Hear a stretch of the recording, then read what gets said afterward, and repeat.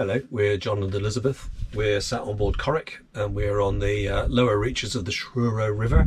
Not the first time we've been here, but it's really nice to be back. We're round Land's End and round the Lizard, two obstacles. Which is a good thing. Good thing to have them behind us. Yeah. Yeah. Hope you enjoy this episode. Thank you very much for watching. Thank you.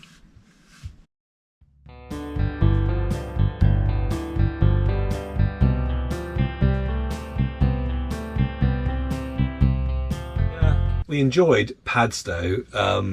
It was a lot of fun, but it did feel a bit like being in a goldfish bowl. Yeah, it was great for food. Great for food.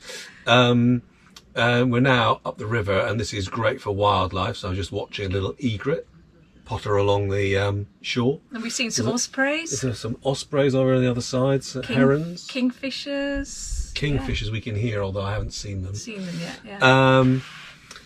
But Padstow down, round Land's End, round the Lizard, we're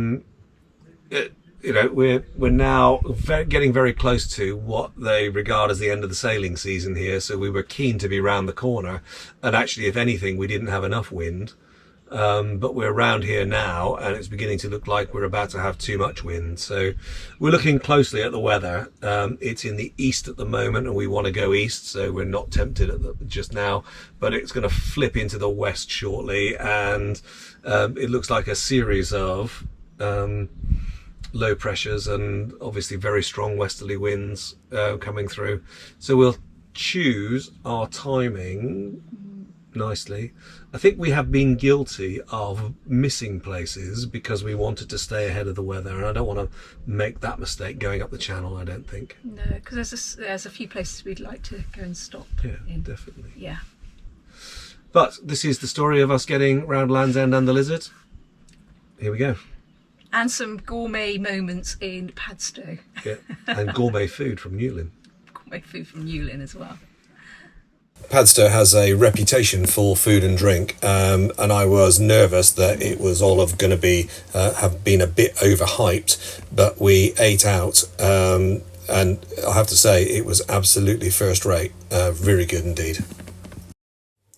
We'd really enjoyed Padstow, but it felt a bit like a goldfish bowl, and the morning we woke up it was extremely foggy, just a harbour's width. That's Corrick hiding in the corner.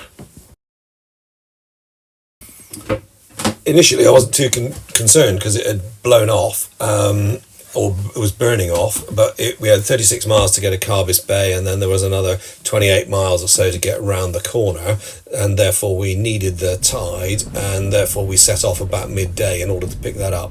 And it had started to lift. It had got a little bit less dense, the fog, and I was optimistic that that it was going to just completely burn off. But as we got out, what wind we thought might be there wasn't there. So slightly distressingly, we were motoring for a fair bit of it, although we did get the spinnaker up for maybe an hour and a half, something like that. But it ended up with our trip down to Carbis Bay largely being motoring, which isn't great for us in terms of, well, it's noisy and expensive and just not as much fun as sailing. But as we headed down into off Hale, it lifted, the sun came out, everything cheered up a little bit, and we motored in towards Carbis Bay in order to pick up an anchorage.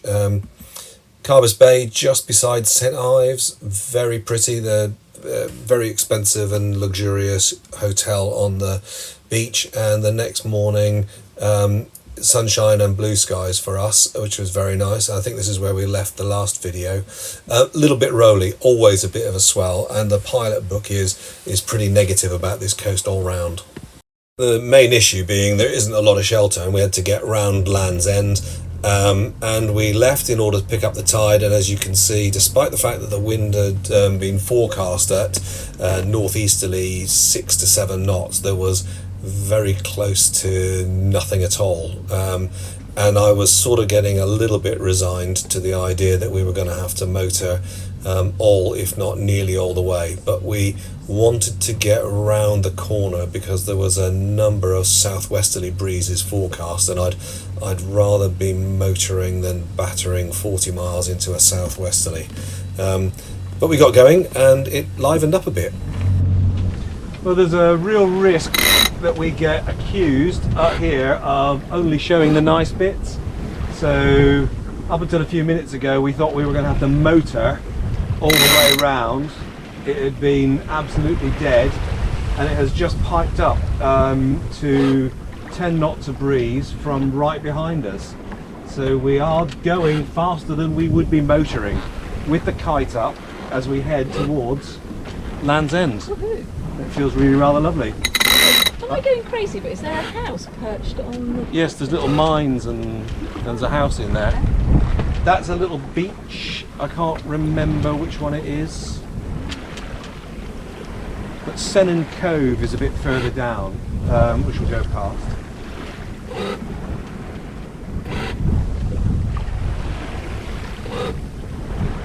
Yeah.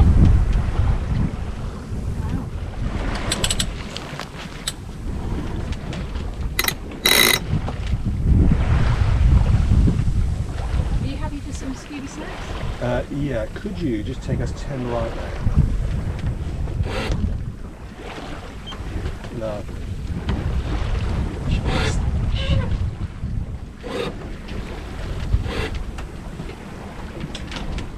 Oh, and 11. Sorry, one.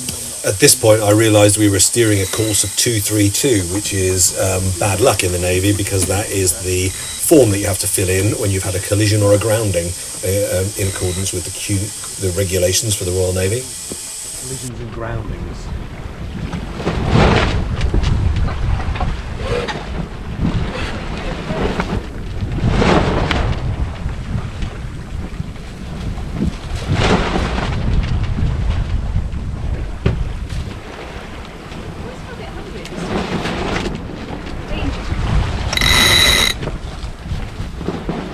I'm going to ease that pole forward just a smidgen.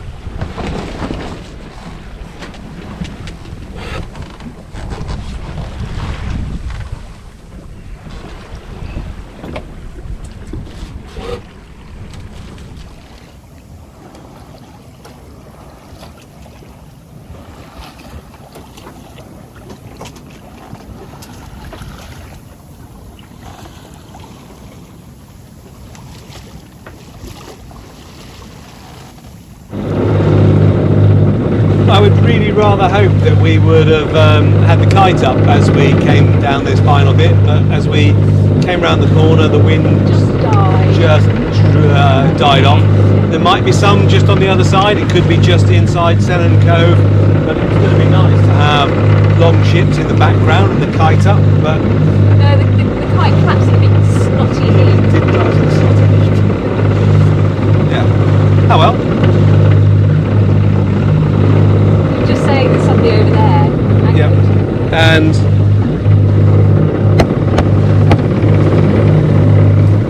there is Land's End, and I can feel the breeze starting to pick up. And this is us going round or gone past long ships. As we went past, we looked up and I thought I saw a white mark, and I thought I don't recognise that as a navigational mark. And as we looked a bit closer, it turned out it was a bride. So best wishes to her. But it was a particularly lovely evening, and as we went right round the corner, fabulous sunset as we, I'm afraid to say, gently motored our way up the underside of the headland, past the Minack Theatre, which was all lit up and looking lovely, past Porthcurno, which looked like a lovely beach, still some people on it, and then into Newlyn. Arrival in Newlyn was fairly late in the evening, but we managed to the next day get some very lovely fish. And as we were walking through into Penzance, Elizabeth spotted this and said, that doesn't look like a Latin long. And we looked at it a bit more closely, and actually it is. It's just not in the same units that we're used to. So I grabbed a quick snapshot from my phone of the Latin long, and then I plotted it inside our plotter, as you can see here. And it's in the different sort of units. So Elizabeth and I had a nice conversation about how you could use minutes and decimals or minutes and seconds, which was a useful thing to know and important for you if your plotter or your systems are using a mix of these, because you'll get different numbers.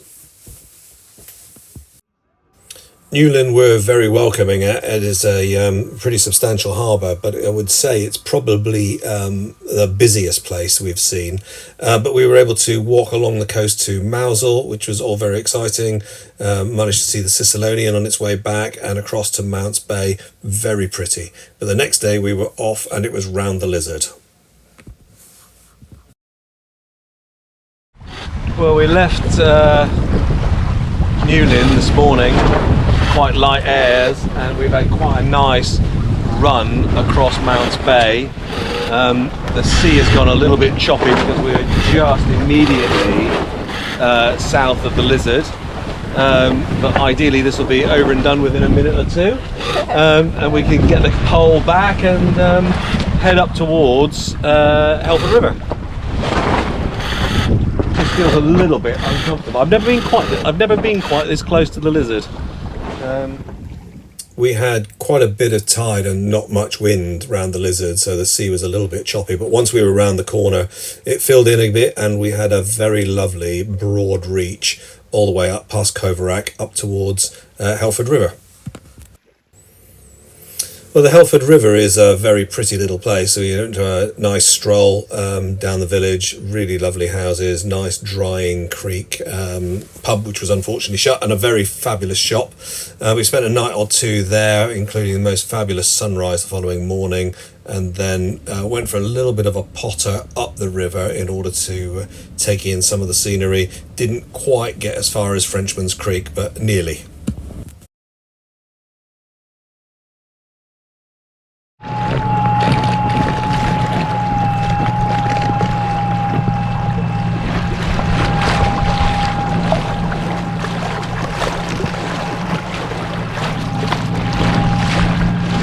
Fair to say that we're pretty pleased with the scene now, aren't we? Yeah. It's done us pretty well. We haven't really we've never run out of juice.